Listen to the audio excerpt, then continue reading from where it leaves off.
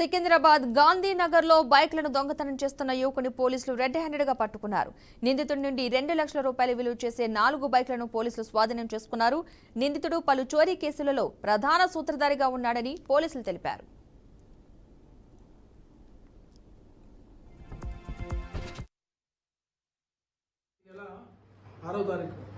Just 2 days before ఒక 3 bikes పోయినాయి.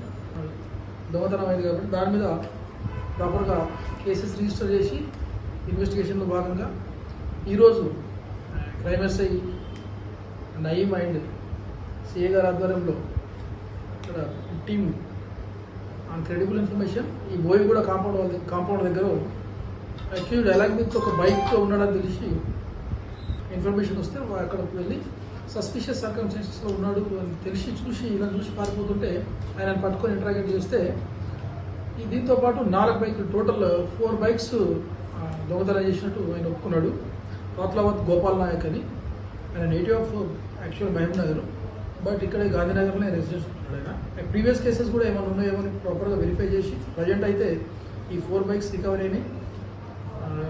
Along with remand రిపోర్ట్తో పాటు